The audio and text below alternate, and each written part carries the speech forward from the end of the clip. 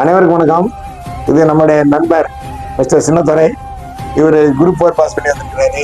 என்கிட்ட சார், நான் நம்ம அகாடமியில் படிக்க வந்தேன், நீங்கள் நம்ம அகாடமியில் சேர்க்கல, நான் குரூப் 4 பாஸ் பண்ணியிருக்கேன், உங்களால் தான் பாஸ் பண்ணேன் அப்படின்னு சொல்கிறார்.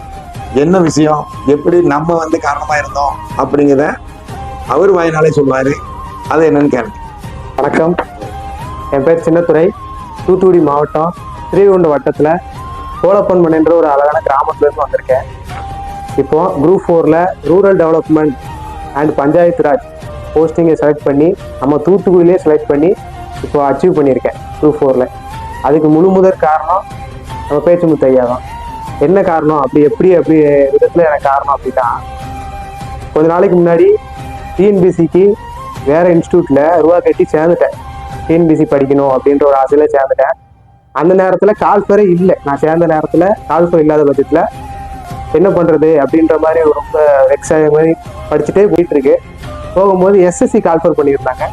எஸ்எஸ்சி கால்ஃபர் பண்ணும்போது சரி அப்போ எஸ்எஸ்சி படிப்போமா அப்படின்ற ஒரு டைவர்ஷனை ஏற்பட்டு நம்ம கிங்ஸ் அகாடமியில் 3 கிளாஸஸ் எடுக்கிறாங்கன்ற கேள்விப்பட்டு கிங்ஸ் அகாடமிக்கு வந்து ஐயாட்ட பேசினேன். ஐயாட்ட பேசையில், சார் இந்த மாதிரி நான் இங்கே படிக்கிறேன், சேர்ந்துட்டேன், ரூபா கட்டி சேர்ந்துட்டேன், டிஎன்பிசி படிச்சுக்கிட்டு இருக்கேன், இப்போ கால்ஃபர் இல்லாத காரணத்தால் எஸ்எஸ்சி படிக்கலான்னு வந்திருக்கேன், ஓகேவா நீங்கள் சேர்ந்துக்கிறீங்களான்னு கேட்கல. ஐயா அன்னைக்கு என்னை ஓப்பனாக சொல்லணும்னா என்னை சேர்க்கலை. அதுதான் உண்மை. எப்படின்னா, டிஎன்பிசியில் மேஜர் தமிழ், எஸ்எஸ்சிக்கு மேஜர் இங்கிலீஷு அப்படின்னு சொல்லி அப்போ தான் ஒரு தெளிவை சொல்கிறாப்புல. வேறு யாரும் சொல்லலை. அதே மாதிரி இவர் சொல்லையில் கேட்டு அப்புறம் ஒரு 10 நாள் டைம் கொடுத்தாப்புல.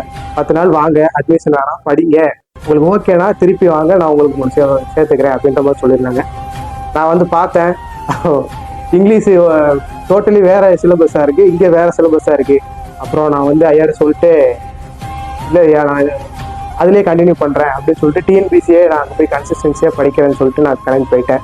இப்போ குரூப் 4ல் பாஸ் பண்ணி தூத்துக்குடியிலே ஒரு போஸ்டிங் வாங்கி வந்திருக்கேன்.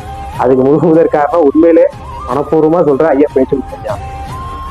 நிறைய பேர் வர்றாங்க, என்ன கால் வருது, ரயில்வே கால் வர்றா, டிஎன்பிசி படிச்சுக்கிட்டோமா டக்குன்னு வர்றான், சார் நான் ரயில்வே படிக்கணும் அப்படின்னு வர்றான், ரயில்வே கிளாஸ் ஆயிருக்கு, கிளாஸ் நாங்கள் நடந்துட்டு இருக்கேன், நான் வரணும் அப்படின்னு வர்றாங்க. அதுபடி எஸ்எஸ்சி திடீர்னு கால் பண்ணாச்சுன்னா வர்றாங்க, எஸ்எஸ்சி படிச்சுட்டு வர்றாங்க. அப்படி வர்றவங்க நான் சேர்க்கவே இல்லை. ஏன்னா கொஞ்ச நாள் படிச்சு பாருப்பா, இந்த எக்ஸாம் முடியாது, அதுக்கடுத்த இன்னும் 2 எக்ஸாம் கழிச்சு வரதான் நீ எழுத முடியும், அதில் தான் நீ பாஸ் ஆக அப்படின்னு சொல்லுவேன். இது பொதுவாக தான் நடைமுறை. இப்போ கால்பார் பண்றாங்க, அது இப்போ படிச்சு இப்போ பாஸ் ஆகுறதுங்கிறது நடக்கிற காரியமே கிடையாது. அதனாலதான் தம்பிட்டு நான் சொல்லியிருக்கேன், நீங்க ஏற்கனவே படிச்சிருக்கீங்க, அதனால அதே படிச்சு ஃபுல் எஃபர்ட் எடுத்து அதே படிங்க, அப்பதான் பாஸ் ஆக முடியும்னு சொல்லிட்டு அதை மாதிரி படிச்சிருக்கேன். நான் கூட மறந்துட்டேன், ஆனா யான் வச்சு அவன்கிட்ட இப்போ நன்றி சொல்றாரு. அதனால தம்பிக்கு வாழ்த்துக்கள். எல்லாரும் இதை பின்பற்றுங்க, மாறி மாறி போயிட்டு இருக்காதீங்க. என்ன எடுத்தீங்களோ டார்கெட்டை ஃபிக்ஸ் பண்ணுங்க. +2 முடிச்சோம், என்ன டார்கெட்டோ அந்த டார்கெட்டை ஃபிக்ஸ் பண்ணுங்க. டிஎன்பிஎஸ்சியா அல்லது டிஎன்யூஎஸ்ஆர்பியா அல்லது எஸ்எஸ்சியா ரயில்வேயா, ஏதோ ஒன்றை ஃபிக்ஸ் பண்ணி அதை ஃபுல்லாக படித்து படிங்க, கட்டாயம் பாஸ் பண்ணலாம்.